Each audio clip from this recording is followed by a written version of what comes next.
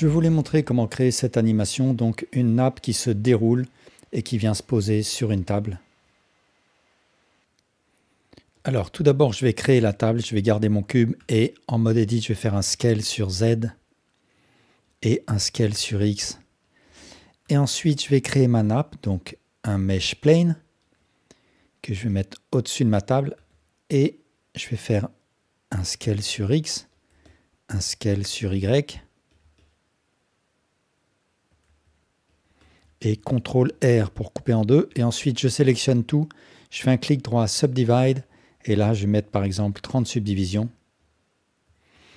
Et je vais ouvrir une nouvelle fenêtre avec Shift F12 de type Timeline et je vais attribuer ici dans les physiques une simulation close à ma nappe et une simulation collision à ma table.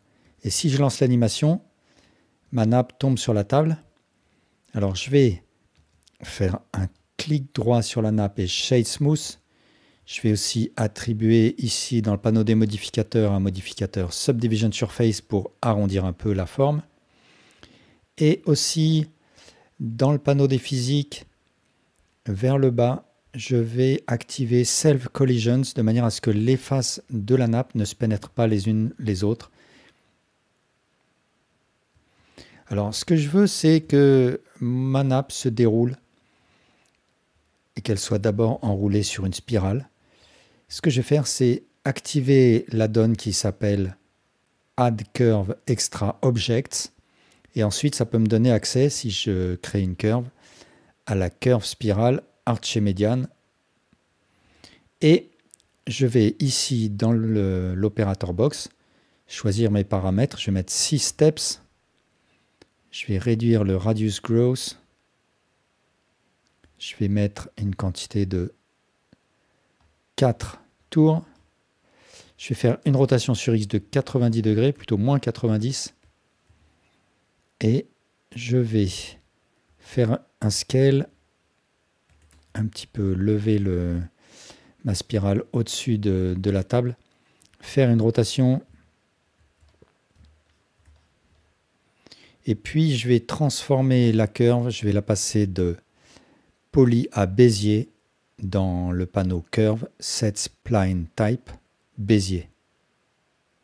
Et ensuite, je presse V et je choisis Set Handle Type automatique, histoire d'avoir quelque chose d'arrondi. Et je vais faire une rotation de ce vertex. Je vais faire une rotation générale aussi. Alors ensuite, je veux que ma nappe s'enroule autour de la courbe. Donc ce que je fais, c'est que je sélectionne la nappe, je vais dans le panneau des modifieurs et je vais chercher un modifieur Curve en désignant la spirale. Alors je vais mettre ma nappe à la même position que ma curve. Shift S Cursor to Selected. Shift S Selection to Cursor. Et si je pousse la nappe par là, elle s'enroule. Ensuite, il faut que je mette le modifieur Curve tout en haut. Si je lance l'animation, ma nappe va tomber sur la table. Ce qu'il faut, c'est pour l'instant attribuer tous ces vertices à un pin group, c'est-à-dire un groupe de vertices qui ne seront pas affectés par la simulation close.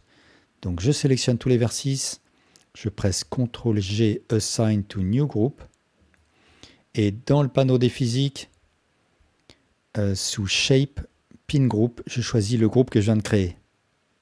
Et là du coup maintenant, plus aucun vertex de ma nappe n'est affecté par la simulation. Alors comment faire pour faire tomber la nappe sur la table?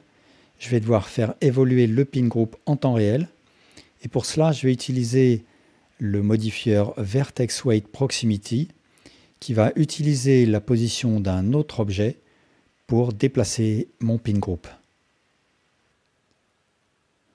que je vais mettre juste après le modifieur Curve. Alors, je vais créer cet objet, ça va être un mesh plane. Je vais le placer en dessous de ma nappe. En mode Edit, je fais un scale sur X. Je fais un scale sur Y pour que ça contienne mon objet. Je vais faire un CTRL R pour couper en deux. Je vais faire un Subdivide, clic droit Subdivide.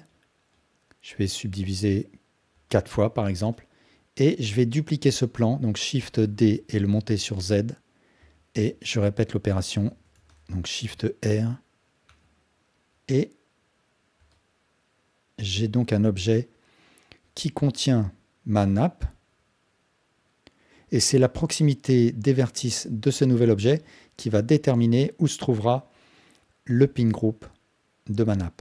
Donc pour l'instant, j'ai plus besoin de voir cet objet, sauf sous forme de boîte. Donc dans le panneau Objet, sous Viewport Display, je vais choisir Display as Bounds.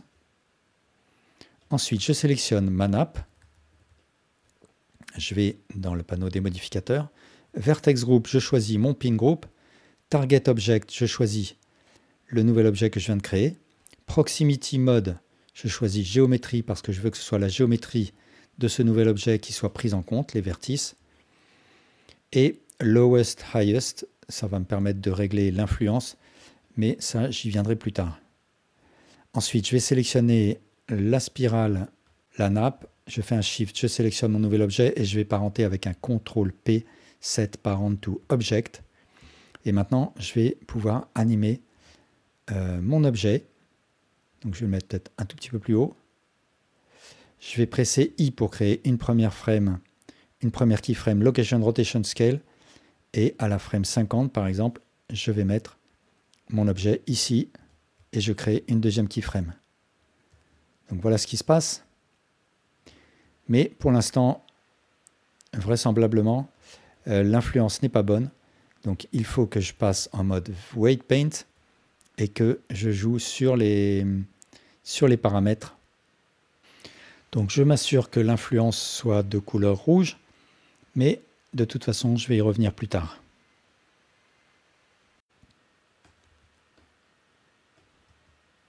Alors par ailleurs, il va falloir que je déplace la nappe. Donc au début, elle va être comme ça pour être complètement enroulée. Je presse I, Location Rotation Scale, et à la frame 50, il va falloir la dérouler. Donc, comme ça.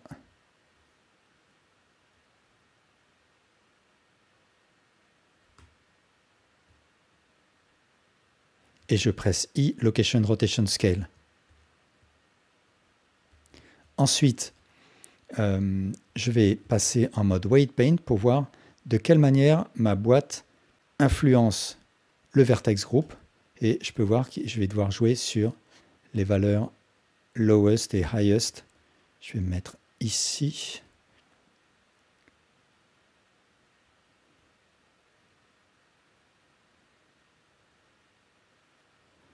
Et il va falloir que je pousse à nouveau mon objet pour qu'il n'influe plus du tout. Je presse I, Location Rotation Scale, et je regarde ce que ça donne.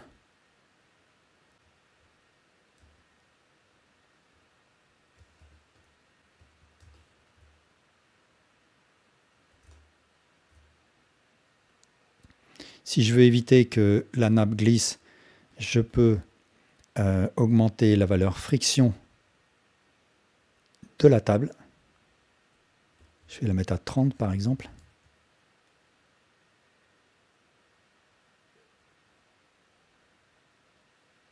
Une fois que je suis content, je vais dans le panneau physique de ma nappe et sous Cache, je rentre la quantité de frames de mon animation. Dans mon cas, c'est 100.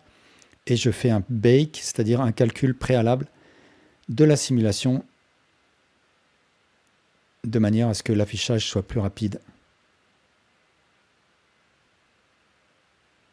Et bien sûr, je peux changer des paramètres. Et si je change des paramètres, il faut d'abord que je clique sur Delete Bake.